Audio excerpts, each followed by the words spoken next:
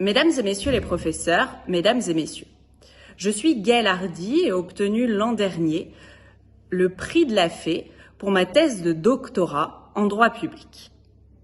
Avant de vous présenter cette thèse, je tiens pour commencer à remercier le jury de la Fé de m'avoir décerné ce prix. Je suis réellement honorée et ravie que mon travail vous intéresse. Je remercie également mes deux directeurs de thèse, les professeurs Francesco Martucci et Fabrice Picot, d'avoir encadré ce travail, mais aussi et surtout de m'avoir continuellement soutenu pendant ces années de recherche. Parlons donc de cette thèse qui s'intitule « L'européanisation de la surveillance bancaire, étude du mécanisme de surveillance unique de l'Union bancaire ».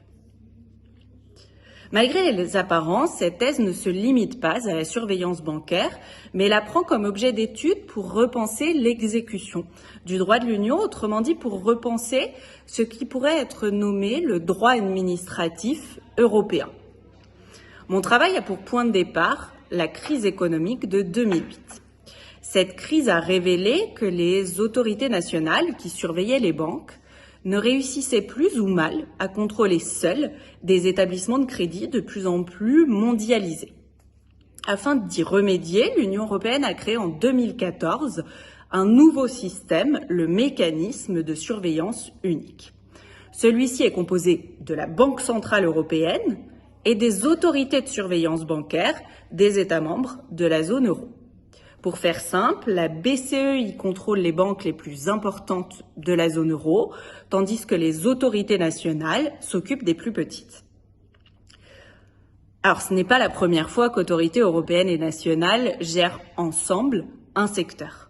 Le réseau européen de concurrence, l'union monétaire ou même les agences de l'Union en témoignent. Certes. Cependant, c'est la première fois que ces autorités sont aussi intriquées à l'intérieur d'un système. Très concrètement, le mécanisme de surveillance unique est organisé pour que chaque autorité de surveillance bancaire, BCE ou superviseurs nationaux, ne vérifie pas seule les banques dont elle a la charge, mais que chacune de ces autorités intervienne dans la surveillance réalisée par ses homologues et ce à tout moment.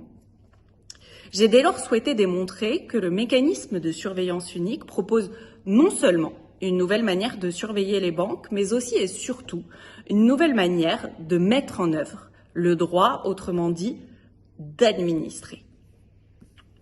Ce mode d'administration, je l'ai qualifié d'européanisation. Il présente selon moi deux principales caractéristiques. Premièrement, l'européanisation crée au niveau de l'Union européenne des systèmes d'administration uniques. Uniques puisqu'ils ne s'ajoutent pas à ceux des États membres, mais les remplacent. Il n'existe plus dans l'Union plusieurs systèmes de surveillance bancaire, mais un seul, le mécanisme de surveillance unique. Deuxièmement, ces systèmes d'administration, aussi uniques soient-ils, aussi européens soient-ils, n'en sont pas moins interactifs. Ils sont conçus pour qu'administrations européennes et nationales concourent chacune à la mise en œuvre du droit de l'Union et plus originalement encore à la mise en œuvre du droit national. Je rappelle que la Banque centrale européenne applique aujourd'hui le droit bancaire de l'Union européenne, mais aussi celui des États membres. Ainsi, l'européanisation, par une juxtaposition sans précédent de pouvoir, qui défie parfois toute définition ou catégorisation claire, je dois bien l'admettre, amène à une recomposition des niveaux européens et nationaux d'administration dans un système d'administration unique mais interactif. Autrement dit, l'européanisation permet de transférer à l'Union la souveraineté des États tout en les incluant pleinement dans l'exercice de cette souveraineté. On dépossède les États sans dans la pratique les déposséder. Et c'est la raison pour laquelle je conclurai en espérant que le mécanisme de surveillance unique ne soit pas le seul terrain d'expérimentation de cette méthode, l'européanisation, mais au contraire qu'il en soit le premier. Je vous remercie de m'avoir écouté.